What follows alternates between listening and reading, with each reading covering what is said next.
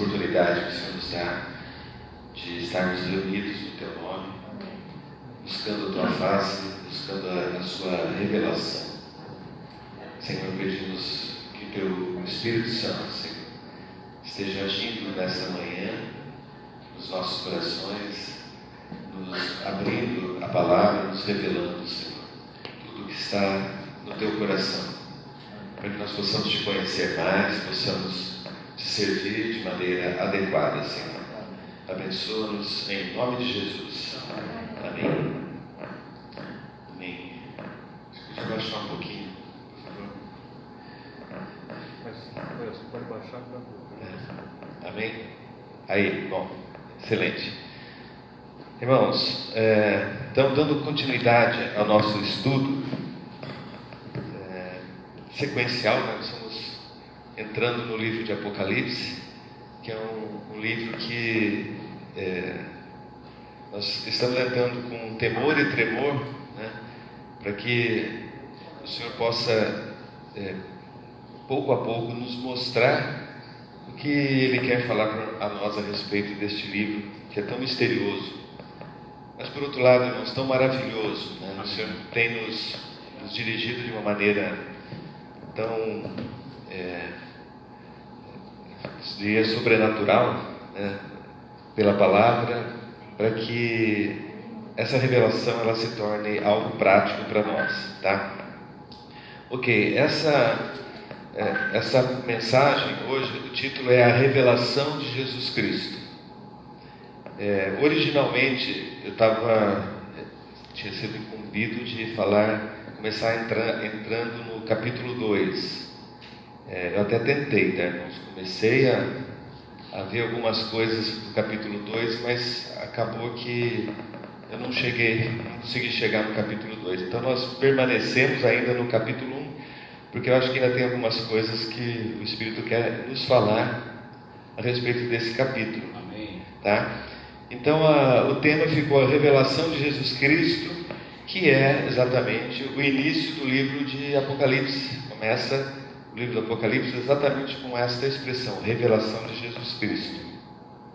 Mas eu queria então que os irmãos abrissem suas Bíblias em Amós, capítulo 1, versículo 7.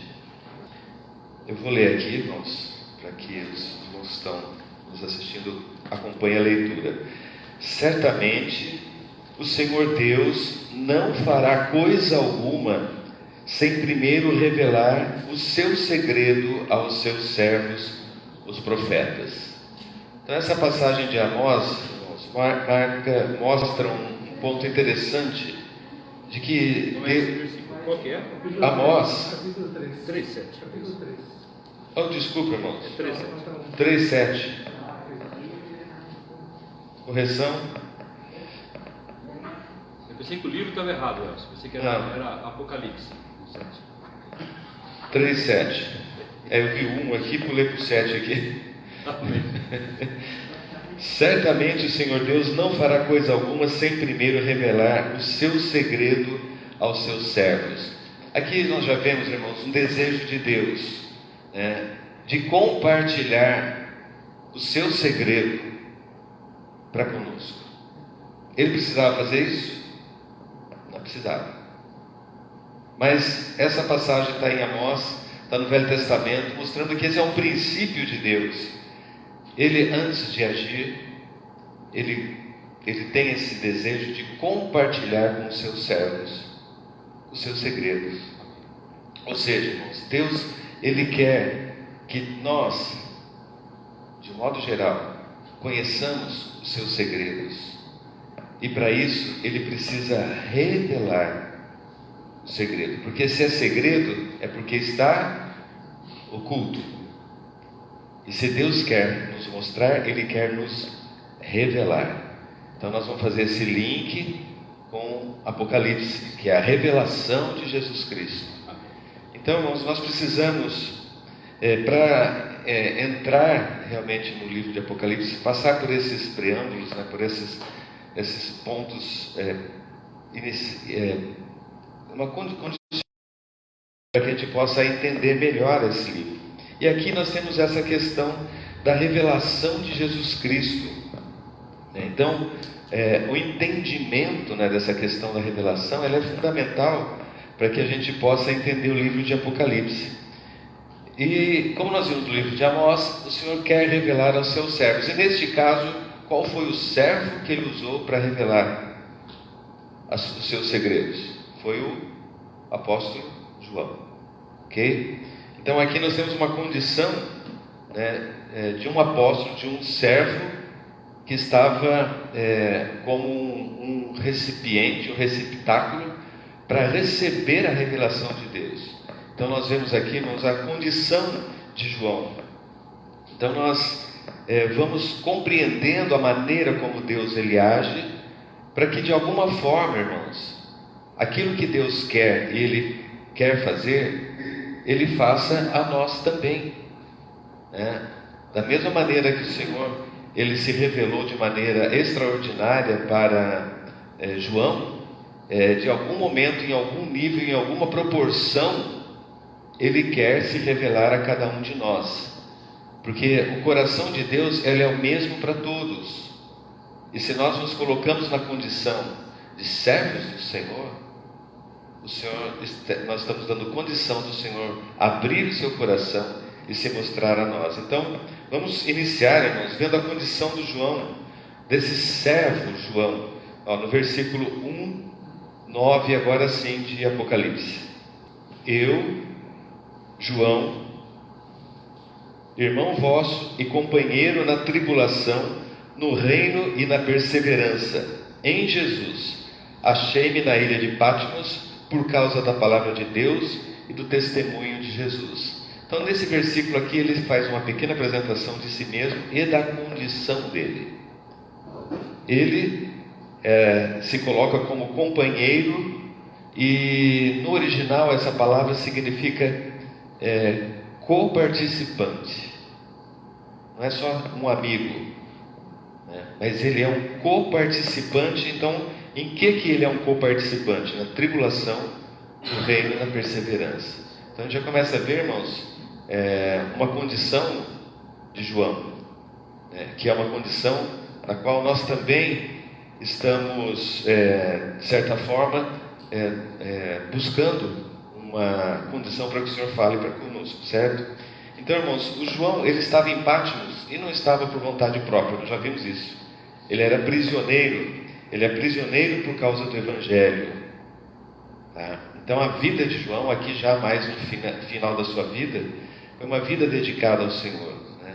Ele foi chamado pelo Senhor, foi um apóstolo do Senhor, teve um relacionamento muito próximo com o Senhor, e mesmo após a morte e a ressurreição do Senhor, João ele continuou fiel a tudo que ele viu e ouviu do Senhor.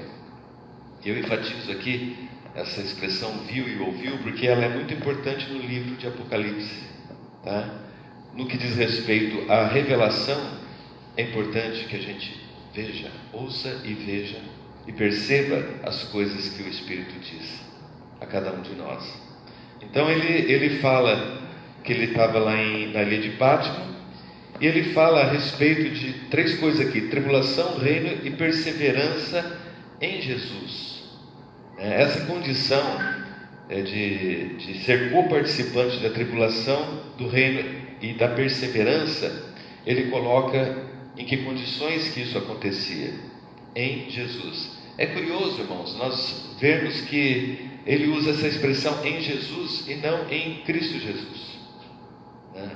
Normalmente, quando na Bíblia fala, quando nós estamos em Cristo ou em Cristo Jesus, ela tem conotação dos aspectos positivos da vida de Jesus, como a salvação, como a graça, como o cuidado do Senhor, as coisas, os desfrutes do Senhor, de um modo geral, as coisas boas que vêm junto com o Senhor, né? Se você olhar o livro, a Epístola aos Efésios, nós vamos ver muitas expressões de Paulo: estou em Cristo, né? E as coisas que acontecem quando eu estou em Cristo, a graça do Senhor e o ser nova criatura. Então, quando a expressão é em Cristo, ela diz das coisas que o Senhor nos traz. Quando usamos a expressão em Jesus, ela está se referindo ao aspecto humano do Senhor. Então aqui, irmãos, quando ele fala que ele é coparticipante da tribulação, do reino e da perseverança em Jesus, significa, irmãos, que ele é coparticipante daquilo que Jesus viveu como homem aqui na terra. E a nossa vida, ela se desenvolve no ambiente da nossa humanidade. E nesse sentido, nós precisamos de Jesus,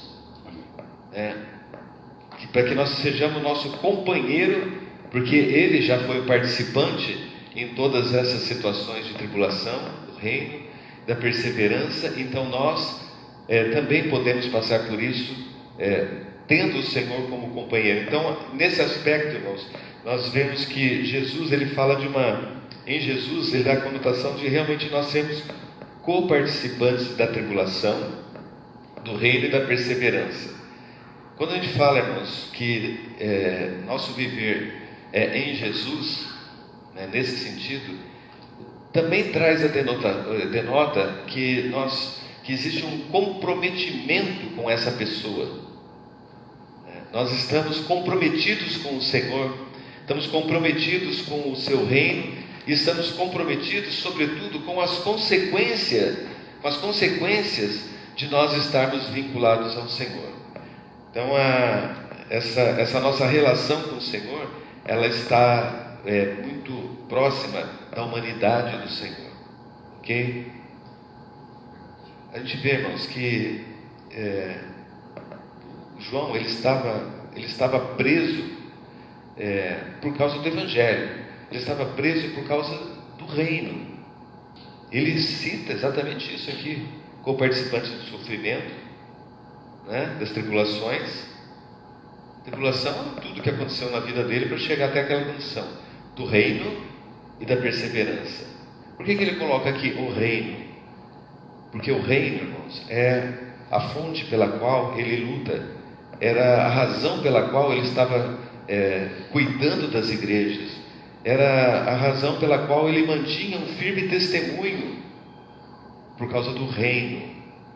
O reino, irmãos, é o governo de Deus. É o governo de Deus na vida dele. O reino é o governo de Deus na nossa vida. Isso tudo, irmãos, é para a gente sentir como deve estar nosso coração, como deve estar preparado a nossa vida para recebermos revelação do Senhor. Então nós estamos falando de uma vida comprometida com o reino. E uma vida comprometida com o reino traz consequências. Em maior ou menor nível, traz consequências. Em alguns lugares, graças a Deus, não aqui no nosso país, mas em alguns lugares, você proclamar o reino é condição de morte. Nós sabemos disso. Graças a Deus, aqui nós não somos perseguidos por causa do reino. Mas, irmãos, Satanás nos persegue a todo instante. E ele nos quer longe do reino, porque estar proclamando e estar debaixo da autoridade do reino significa sujeição ao Senhor Jesus. E isso cria, de alguma maneira, um conflito com o reino deste mundo. Não é verdade, irmãos? Então nós precisamos ter essa consciência de que se nós realmente temos uma vida, queremos uma posição de servos, para que o Senhor realmente venha revelar os seus segredos, nós temos que estar comprometidos com o reino. Venha o teu reino, seja feita a sua vontade. E viver nesse reino, nós entendemos, irmãos, que não é confortável. Em algum momento nós vamos sentir isso. Mesmo que não seja, irmãos, uma oposição ou uma tribulação externa, mas até mesmo os nossos conflitos internos, porque nós queremos o reino e a nossa carne e o nosso ego, eles não querem. Então eu quero mostrar para vocês, irmãos, que esse conflito do reino, ele acontece em todos os níveis, em todas as escalas, mas nem por isso ela é menos importante, porque quando nós vencemos nós mesmos, Nós nos curvamos diante da autoridade do Senhor, é uma luta e é uma vitória diante do Senhor. É óbvio que quem dá a vida, né, ele está num nível de comprometimento extremo. Mas diante do Senhor, irmãos, todos nós podemos ter experiências de vitória quando nós estamos comprometidos com o Senhor e nós vencemos a nós mesmos, vencemos o mundo, vencemos os pensamentos malignos, vencemos as influências que vêm do mundo para nos atacar e nos distrair do foco que é o nosso reino, que é o reino do Senhor. Então, para isso, irmãos, nós precisamos nos comprometer com o Senhor, né? E juntamente com essa condição do reino e da tribulação que ela vem, de alguma maneira, alguma forma de tribulação acaba vindo, João ele acrescenta mais um terceiro item, que é a perseverança em Jesus. Amém. Né? Então a perseverança, irmãos, é essa capacidade que o Senhor Jesus nos dá de não desistirmos jamais, né? Mesmo nós ainda não alcançamos a realidade do reino, a expressão do reino, mas nós já vivemos a realidade do reino hoje.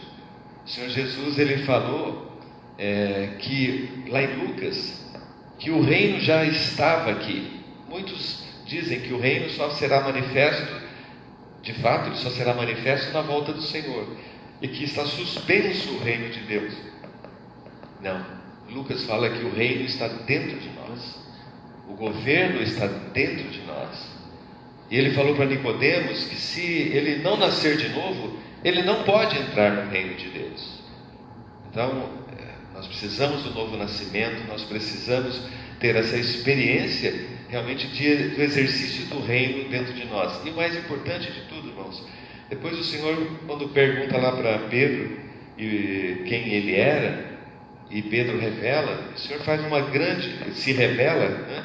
Ele faz uma grande revelação ali, né, dizendo que ele edificaria a sua igreja, e as portas do inferno não prevaleceriam sobre elas, e ele nos daria as chaves do reino.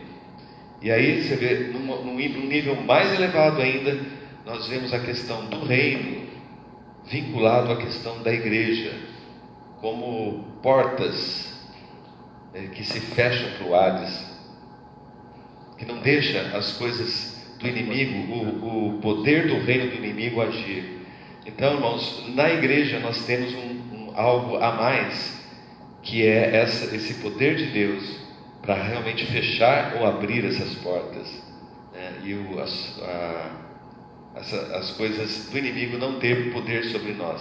Então tudo isso, irmãos, para mostrar em que ambiente João estava, tá? Então João não estava de férias, ele não estava curtindo a ilha de Patmos, ele estava ali por causa do Evangelho. Então no seu coração ele sabia o comprometimento que ele tinha com o Evangelho e com a palavra. Então desta forma, irmãos, quando João ele expõe a sua condição, em que ele recebeu a revelação de Jesus Cristo, isso pode nos indicar, né, uma condição para que isso nos aconteça também. Nós estamos buscando a face do Senhor, nós estamos buscando a orientação do Espírito Santo, nós estamos buscando os segredos do Senhor. E essas coisas, irmãos, elas não vêm de graça. Existem essas condições para que o Senhor ele encontre caminho a nós e ele fale a nós, ok? Então, só queria dar essa introdução, irmãos, para mostrar o contexto na qual o Senhor usou a vida de João para fazer e apresentar as revelações.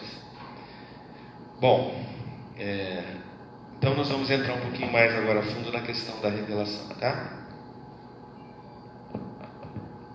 Em Apocalipse 1:1, então nós vemos essa expressão, revelação de Jesus Cristo. Irmãos, essa é uma frase de duplo sentido. Ela tem dois sentidos. Você pode interpretar essa frase de duas maneiras. Uma é que Jesus é o objeto da revelação. A revelação de Jesus Cristo. Então aqui, eu estou com o mouse escondidinho aqui. A revelação do mouse. Quem foi revelado aqui? O mouse que estava escondido. Então esse é um sentido dessa palavra. A revelação de Jesus Cristo. Ele foi revelado.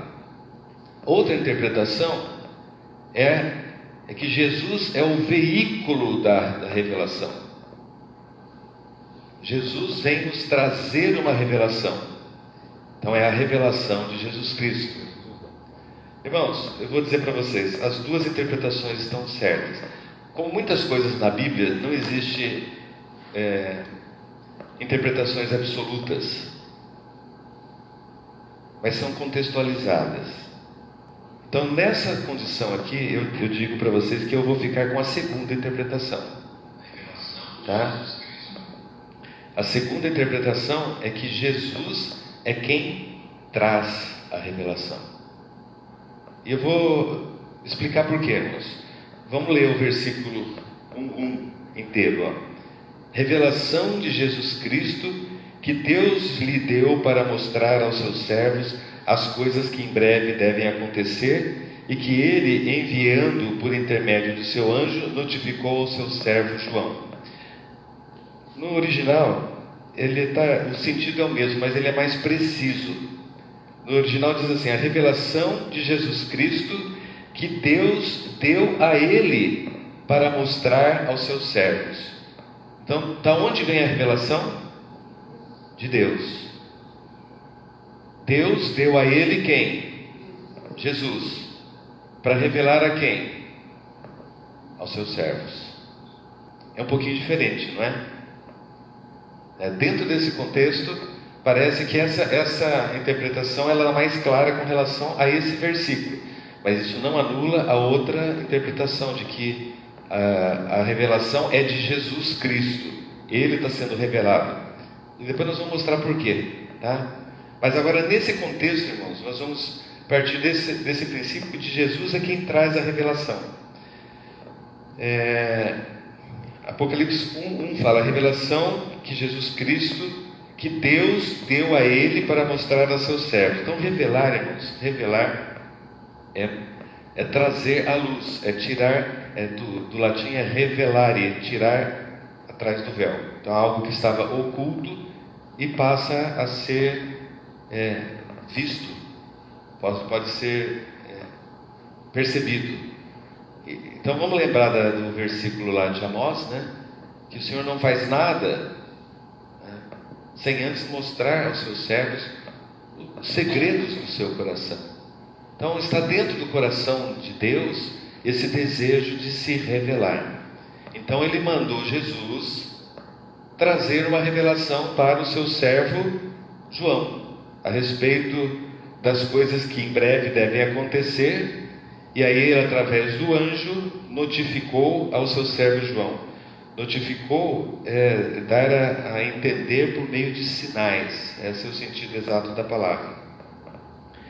Então nós vemos aqui, irmãos, que algo estava para ser revelado. No versículo 2, ele fala assim: o qual atestou, aí falando de João, o qual atestou a palavra de Deus. Atestar a palavra de Deus significa se tornar testemunho, ou testemunhar. Então, a hora que ele ouviu, ele viu, ele creu, recebeu e passou a ser testemunha. E eu diria aqui, ocular, porque ele fala assim: e o testemunho, ele atestou a palavra de Deus e o testemunho de Jesus quanto a tudo o que viu. Então, olha só que interessante, irmãos. João, ele viu algo, e o que ele viu foi tão forte, que junto com a palavra de Deus e o testemunho de Jesus, ele se tornou testemunha, uma testemunha viva. E aí talvez esse seja o sentimento, irmãos, de que nós também sejamos testemunhas vivas daquilo que nós vemos? O que é que nós vemos, irmãos? Lá no passado nós vimos que Jó, ele conhecia Deus de ouvir falar, mas no final da vida dele, os meus olhos os veem. Ele viu Deus face a face? Não, mas é uma revelação espiritual. É uma revelação, é se tornar visível para nós aos nossos olhos espirituais. E quando isso, a gente enxerga essas coisas, irmãos, elas se tornam para nós tão profundamente marcantes, que nós passamos a ser testemunhas oculares, entre aspas, daquilo que Deus está revelando a nós. Vamos ver mais uns versículos aqui para frente, que aborda esse aspecto, o versículo 10 ao 12. Depois que ele se apresentou lá, ele como companheiro na tribulação, no reino da perseverança, ele fala: achei-me em espírito no dia do Senhor, e ouvi por trás de mim grande voz de trombeta, dizendo: o que vê, escreves em livros, e manda 7 igrejas: Éfeso, Esmirna, Pérgamo, Tiatira, Sardes, Filadélfia e Laodiceia. Voltei-me para ver quem falava comigo, e voltando vi 7 candeeiros de ouro. Então os irmãos percebem que a questão do ver aqui é importante. Ele ouviu, virou e viu, tá? Eu queria só abrir um parênteses aqui no capítulo 10. Também tem uma expressão aqui que às vezes causa algumas dúvidas com relação à interpretação, né? Achei-me em espírito no dia do Senhor, né? A primeira sensação nossa é que ele estava no domingo lá, dia do Senhor, né? Mas não é bem isso, tá, irmãos? Alguns dizem que pode ser até o dia do Senhor ser o sábado judaico, tá? Mas o mais provável aqui, irmãos, é que esse dia do Senhor seja o dia do julgamento final, que a Bíblia chama o final das coisas de o dia do Senhor. Faz mais sentido, não faz? Por que ele ia falar que ele estava no domingo? Ele se achou em espírito no domingo e teve uma revelação. Agora dizer que ele foi transportado em espírito até o dia do Senhor, e dali ele observou todas as coisas que ele viu, tem muito mais sentido, não tem? Então aí nós vemos, irmãos, que o Senhor, ele quis mostrar realmente olha, as coisas que vão acontecer. Então o Senhor levou ele para o final das coisas e mostrou todas as coisas que iriam acontecer. Então ele, estando em espírito no dia do Senhor, ele ouviu por trás de mim uma grande voz de trombeta, né? E no grego ali, essa grande voz é megafone.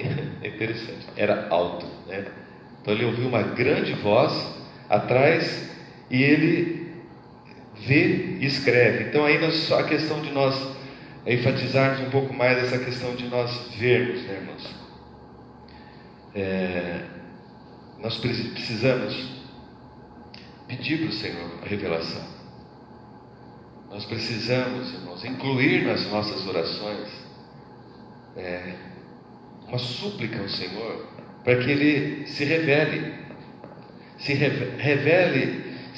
em todos os níveis, no aspecto macro da vontade geral do Senhor, no aspecto médio, de médio prazo, qual é a vontade do Senhor para o médio prazo, e também para que o Senhor se revele em cada dia, e talvez em cada momento da nossa vida.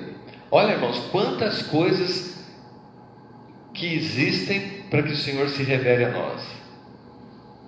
Você acha que você não precisa de revelação? Claro que precisa, irmãos. Nós precisamos de revelação para cada instante, para cada dia, para cada semana, para cada mês da nossa vida, para cada ano, para a nossa vida inteira, para a nação, para toda a humanidade. Nós precisamos conhecer a vontade de Deus. Então é adequado, irmãos, que a gente peça para o Senhor a revelação a cada momento, né?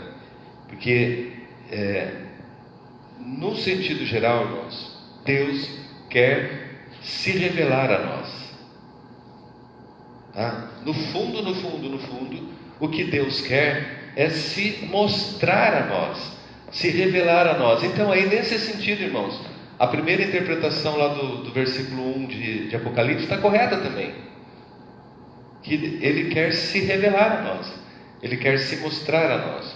Quando nós conhecemos a vontade de Deus, em cada instante, dentro dos seus contextos, de certa forma nós estamos vendo o nosso próprio Deus. Então a questão da revelação, ela sempre esteve intrinsecamente mesclada na palavra. Sempre, irmãos. Observe bem, quando você lê Gênesis 1, a gente vê lá, Deus, no princípio criou Deus os céus e a terra.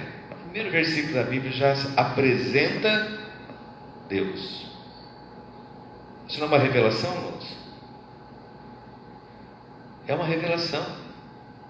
É uma revelação espiritual. E você vê, então, dentro desse contexto da palavra, que praticamente o Velho Testamento, ele apresenta Deus aos homens. Ele se apresentava à nação de Israel, se apresentava aos reis, o Deus Todo-Poderoso, Senhor dos Exércitos, Elohim, Yahvé. Ele se apresentava, o Deus Pai, para os homens no Velho Testamento. Quando você entra em Mateus 1:1, o que nós vemos? Genealogia de Jesus. Quem que é apresentado então? Jesus. Quem que foi revelado aí? Jesus. Então, num aspecto geral, irmãos, nos evangelhos nós vemos a revelação do Filho, de Jesus. Quando a gente entra em Atos, comecinho de Atos 1:4. Vou falar do 3 aqui. E a estes também, depois de ter padecido, se apresentou vivo com muitas, falando de Jesus, tá? Se apresentou vivo com muitas provas incontestáveis, aparecendo-lhes durante 40 dias e falando das coisas concernentes ao reino de Deus. Para vocês verem, irmãos, que o reino, ele está presente na revelação de Jesus, na vida e nas instruções do Senhor. Tá? E comendo com eles, determinou-lhe que não se ausentassem de Jerusalém, mas que esperassem a promessa do Pai, o qual disse que de mim ouvistes. A qual disse ele, de mim ouvistes, porque João, na verdade, batizou com água, mas eu vos batizarei com o Espírito Santo, não muito depois desses dias. Então, quem está sendo revelado aqui? O Espírito Santo. E se você olhar o livro de Atos dos Apóstolos, chama inclusive Atos dos Apóstolos, porque descreve as coisas que aconteceram naquele momento na vida dos apóstolos. E as coisas que aconteceram na vida dos apóstolos estão diretamente relacionadas com o recebimento do Espírito Santo. A partir dali, irmãos, o Senhor falou assim: vocês aguardem que do alto vocês vão receber aquilo que foi prometido por mim, que é o Espírito Santo. E a partir do Espírito, quando o Espírito entrou, lá para frente, começou 3.000 batizados, 5.000 batizados, as pessoas foram sendo agregadas, foram introduzidas na vida divina, porque foi revelado o Espírito Santo. E aí nós vemos, irmãos, que no livro de Atos, nós vemos a história de Paulo, está ali registrado, os momentos em que ele foi preso, e depois você olha as cartas de Paulo, você consegue fazer a relação em que momento da história ele estava, em que ele escreveu aquelas cartas. Então, de certa forma também, as cartas, as epístolas, elas também descrevem a ação do Espírito Santo, né? A transformação, a ação de conversão, de revestimento de autoridade, de poder. Então, no Novo Testamento, o livro de Atos e as cartas, elas de certa forma elas revelam o Espírito Santo. Então, irmãos, se Velho Testamento revela Deus Pai, os Evangelhos revelam Jesus Cristo, livro de Atos e Epístolas revelam o Espírito. Sobrou Apocalipse. O que é que Apocalipse revela então? Se bem direto, revela, irmãos, a igreja. Se você olhar agora Apocalipse dentro desse contexto, irmão, da igreja sendo revelada, você vai entender, irmãos, o que estava faltando na revelação de toda a palavra. Deus Pai foi revelado, o Filho foi revelado, o Espírito foi revelado, e agora a igreja é revelada. A igreja entra nesse contexto do livro de Apocalipse, das coisas que são, das que vão acontecer, as que eram, as que são e as que vão acontecer. Porque a partir do momento que o Espírito Santo foi dado e ele entrou dentro dos homens que creram pela fé, eles se tornaram membros do corpo de Cristo. Eles se tornaram coparticipantes da natureza divina. E o ajuntamento dessas pessoas que receberam o Espírito Santo e passaram a ser governados pelo Espírito Santo, ou seja, passaram a ser governados pela esfera do reino, esse grupo de pessoas se chama igreja.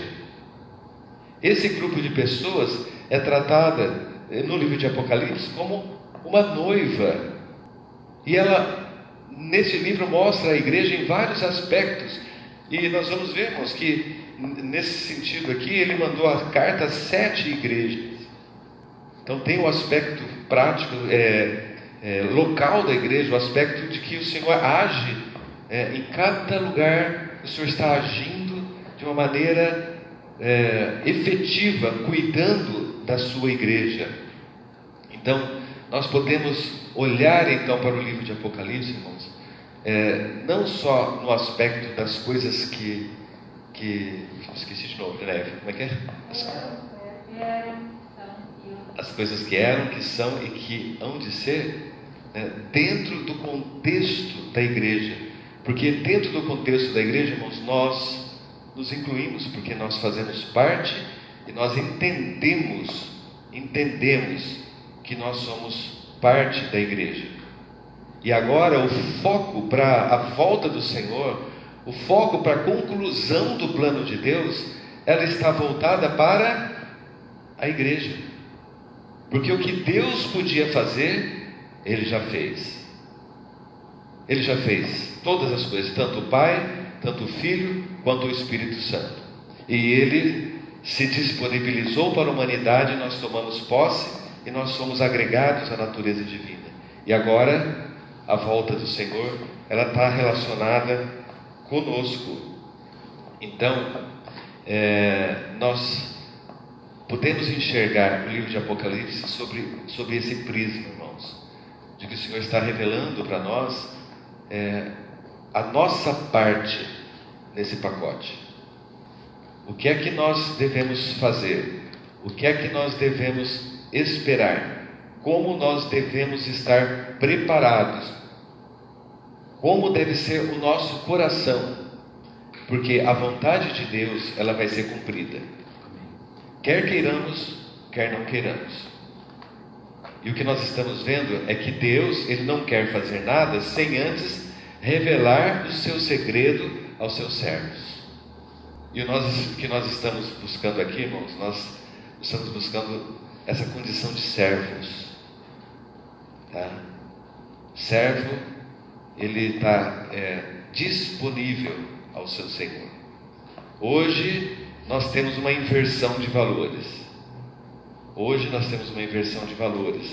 Nós temos, muitas pessoas estão buscando um Deus que nos sirva.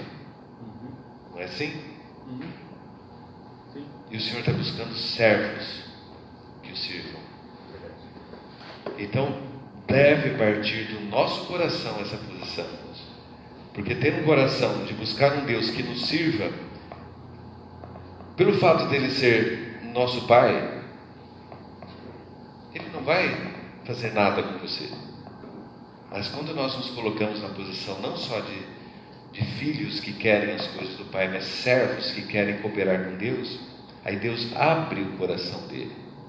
Você quer que Deus abra o coração para você? Então você tem que ter um coração de servo, de serviço. E aí, irmãos, nós vemos que o Senhor, Ele olha para nós e fala assim: agora está com vocês.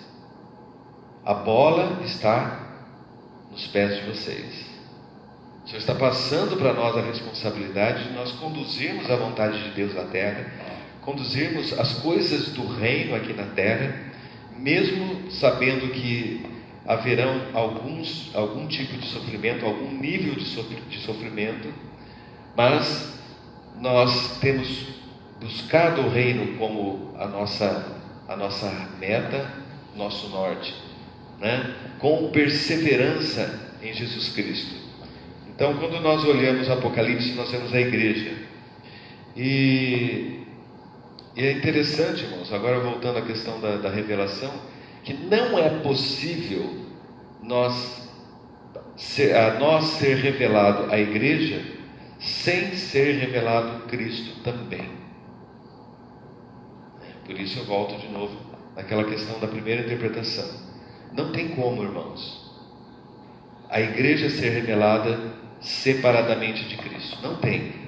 Porque Cristo e a igreja se tornou uma só coisa. Então, a igreja está sendo revelada, mas Cristo também está sendo apresentado, está sendo revelado, agora como alguém que está mesclado ao seu corpo, que está misturado com a igreja. Tanto é, irmãos, olha só, para quem que é endereçado esse livro de Apocalipse? No versículo 4 fala assim, Apocalipse 1:4: João, às 7 igrejas que se encontram na Ásia, graça e paz a vós outros da parte daquele que é, que era, que há de vir, da parte dos 7 espíritos que se acham diante do trono. Então, você vê, o próprio endereçamento do livro, irmãos, era para as igrejas. Quando a Apocalipse revela, mostra essas 7 igrejas, isso tem um sentido figurado. O número 7 ele tem um sentido de completação, de perfeição. Obviamente que toda a igreja, no singular, está incluída nessas 7 igrejas. Então essa carta ela foi endereçada para a igreja, para que nós hoje, como igreja, nós possamos recebê-la e compreendê-la. Ela vem endereçada então às igrejas. E aí ele fala da parte de quem que vem essa carta. Ele fala da parte daquele que é, que era e que há de vir. Isso está se referindo a Deus Pai, Deus eterno, que era, que é e que há de vir. Da parte dos 7 espíritos que se acham diante do trono de Deus. Então o espírito aqui ele se apresenta 7 vezes intensificado, mostrando novamente o número 7 como um número da perfeição, da completação. E da parte de Jesus Cristo, a fiel testemunha, o primogênito dos mortos e o soberano dos reis da terra, aquele que nos ama e pelo seu sangue nos libertou dos nossos pecados e nos constituiu reino, sacerdotes para o seu Deus e Pai. A Ele seja a glória e o domínio dos séculos dos séculos. Amém. E aí de novo, quando fala do Filho, fala do reino, porque o governo vem a partir do Senhor na nossa vida. Nós estamos debaixo da autoridade do Senhor Jesus. Os irmãos compreendem? Conseguem enxergar precisamos ver, né, irmãos? Precisamos ter essa visão, né, que essa carta ela foi endereçada à igreja, ela está revelando à igreja, ela foi endereçada, ela foi da parte do Deus triuno, né, e que ela chega a nós de maneira tão profunda, irmãos, tão profunda, que nós precisamos realmente buscar essa revelação do Senhor para compreender. Então vamos ver agora, irmãos, o que é que o João viu exatamente. Vamos lá. Apocalipse 1, 11 e 12. Dizendo: o que vê, escreve em livro e manda 7 igrejas: Éfeso, Esmirna, Pérgamo, Tiatira, Sardes, Filadélfia e Laodiceia. Voltando-me para ver quem falava comigo, e voltando vi os 7 candeeiros. Então qual foi a primeira coisa que João viu? 7 candeeiros. A primeira coisa que ele viu foi 7 candeeiros. Então aí mostra a importância da revelação. A primeira coisa que ele viu foram os candeeiros. E qual foi a segunda coisa que ele viu? Um semelhante ao Filho do Homem, andando no meio dos candeeiros. Então qual foi a segunda coisa que ele viu? Jesus.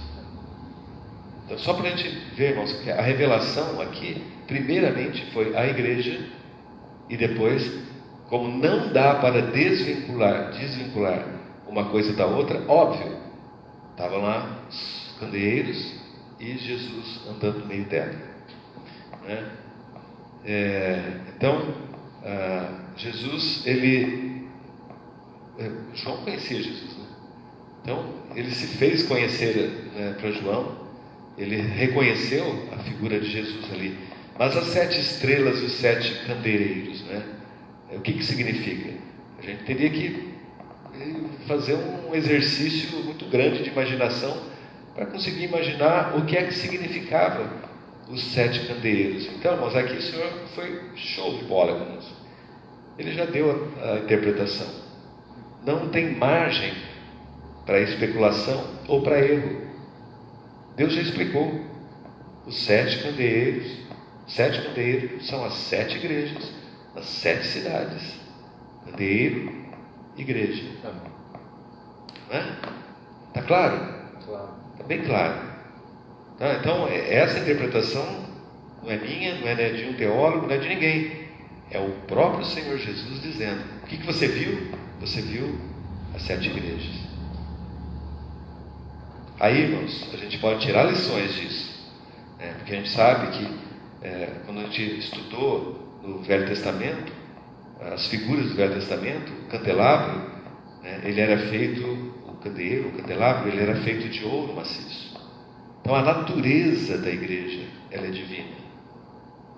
O ouro significa a natureza divina, mostrando que a natureza da igreja, a origem dela, ela é divina. Quando nós olhamos as 7 cartas, nós vemos alguns aspectos negativos da igreja, alguns desvios, algumas falhas, né? Quando a gente vai ver depois estudar a carta às 7 igrejas, cada uma tinha umas mais, outras menos, mas todas tinham algumas coisinhas, mas a natureza de todas elas continuava sendo de ouro, né? Lembrando também que o candeeiro, ele tinha uma função, que a função era de iluminação. Então, dentro desse contexto, né, podemos entender que a função da igreja é realmente brilhar nessa noite tenebrosa que nós vivemos, né, como uma lâmpada que é colocada no outeiro para que ilumine toda a casa. Nós conhecemos essa figura. Então a igreja tem essa função de iluminar a sociedade, iluminar as pessoas, trazer luz, esperança, encontrar o caminho, né? E também, por ela iluminar, nós sabemos que ela usava como combustível o óleo, né, que tipifica o Espírito Santo. Então, irmãos, a igreja tem que estar cheia do Espírito também, cheia do Espírito, para que realmente ela tenha função, né? E o número 7, já falei, ela tem essa conotação de completação, né? Para os 7 dias da criação. Pô, fez a criação completa, né? A gente vê no Apocalipse um monte de sete trombetas, 7 selos, 7 taças, né? Então é o serviço completo. Então as 7 igrejas mostram a completação, né? Sete igrejas mostram a completação da obra de Deus, ou seja, a igreja no singular. Ok? Amém. E aí nós vemos no meio dessa igreja um semelhante ao Filho do Homem. Então aí, irmãos, a gente vê essa questão de Cristo sendo passeando no meio delas. Ou seja, o Senhor está andando no meio das igrejas e Ele está cuidando, Ele está velando, Ele está interessado. Quando você olha a descrição desse um semelhante ao Filho do Homem, e aí novamente abre o parênteses, né? Filho do Homem, a gente se remete então a Jesus, né? Porque no que diz respeito à obra dele, né, de andar e de cuidar, está relacionado à humanidade do Senhor em nós. Hoje Ele pode nos socorrer quando nós somos tentados. Hoje Ele entende a nossa sofrimento e a nossa angústia por nós vivermos o reino. Ele viveu exatamente isso aqui, por causa do reino Ele foi crucificado. Ele começou a pregar o reino. Desde que o Espírito desceu sobre Ele, a partir daquele momento, Jesus começou a pregar o reino. E isso foi transferido a nós, né? Não só o viver no reino, mas o propagar o reino. Então, esse Filho do Homem aqui, um como Filho do Homem, semelhante a Filho do Homem, com vestes talares. Vestes talares é aquelas vestes que os sumos sacerdotes usavam. Então, denotando que ele era um sumo sacerdote também. Ele faz essa ponte, né, nos ligando ao Pai, né, com seu serviço sacerdotal. Com veste, e a altura do peito uma cinta de ouro. Essa cinta de ouro no peito, ela denota realmente um serviço do Senhor com amor, né, mostrando a região do coração, né, que o Senhor realmente Ele faz esse serviço de caminhar entre as igrejas com amor. E na sua cabeça eram brancas como a alva lã e como neve. Cabelo branco denota idade, né? Mas o Senhor não tem idade, né? Mas denota a maturidade. Tanto é que ele fala aqui, irmãos, que os cabelos eram brancos como a alva lã. A alva lã, ela já nasce branca, ela fica branca, né? E a neve também, ela já nasce branca, né?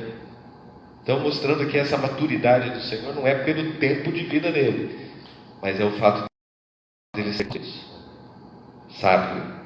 Então, esse cabelo e olhos como chama de fogo. Então, eu fico imaginando, irmão, esse cuidado do Senhor com as igrejas, a sabedoria do Senhor, Ele andando no nosso meio, e muitas vezes tendo que ter um olhar de fogo, né? Vocês sabem o que é um olhar de fogo, né, maridos? Sabem, né? A esposa olha assim, você já sabe, né? Fuzila, né? Então, vocês sabem mais ou menos o que é. O Senhor é mais amoroso, talvez, né? Mas é olho de fogo, mas Ele é justo também, tá, irmãos? Mas Ele é justo, tá? Ele é amoroso, Ele é justo. E os olhos como de fogo, e pé semelhante a bronze polido, como que refinado numa fornalha. O bronze ele está relacionado ao julgamento, né? E aqui o bronze polido, ele tem o sentido de que o Senhor já foi experimentado, né? Na sua humanidade, como Filho do Homem, Ele foi totalmente experimentado, foi aprovado, e Ele então, Ele está apto para julgar todas as coisas. Isso são simbologias, ok, irmãos?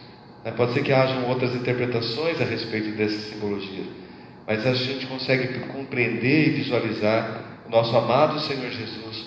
Não precisamos ter medo dos olhos de fogo dele, nem dos pés de bronze, né? Mas saber que Ele é o amado Senhor Jesus que está do nosso lado, né? Ele tinha mão direita as 7 igrejas, as 7 estrelas, e da boca saía uma afiada espada de 2 gumes. Sabemos que a palavra sai da boca do Senhor. Irmãos, são aspectos que a gente consegue visualizar. Por isso, aquilo que João viu e ouviu, ele escreveu. E hoje nós estamos buscando justamente a mesma experiência, para que a gente tenha essa conexão que João teve com o Senhor. E porque João teve, não só no dia da revelação, mas durante toda a sua vida, e por causa disso o Senhor o achou digno de se revelar a ele. Que nós também possamos ser dignos de receber a revelação do Senhor, né? O Senhor, Ele quer, né, nesse passeio entre as igrejas, revelar todo o coração dele, né? Ele quer mostrar que Ele tem uma íntima relação com a igreja, irmãos. Íntima relação. Se a gente for olhar, o próprio final do livro de Apocalipse, ele vai falar da noiva, né? Acho que, se não me engano, é Apocalipse 19, isso. 19:7. Alegremos-nos, exultemos e demos a glória, porque são chegadas as bodas do Cordeiro, cuja esposa a si mesma já se ataviou, pois foi-lhe dado vestir de linho finíssimo, resplandecente e puro, porque o linho finíssimo são os atos de justiça dos santos. Então o que nós vemos, irmãos, que o Senhor está nos aguardando. Ele se revela a igreja, revela o desejo dele para conosco, porque no final ele está nos aguardando. A Bíblia fala lá no finalzinho de Apocalipse: o Espírito e a noiva dizem vem. Por que é o Espírito e a noiva que dizem vem? Porque o Espírito já nos foi dado. Quando o Senhor Ele ascendeu aos céus, em Atos, o Espírito foi dado. E o Espírito está conosco.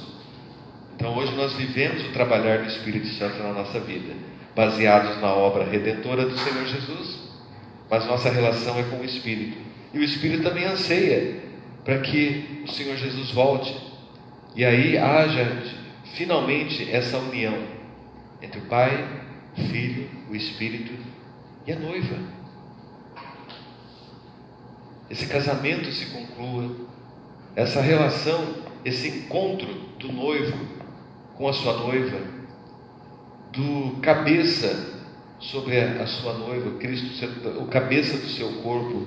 Então nós vamos experimentar, irmãos, a consumação final e máxima da vontade de Deus.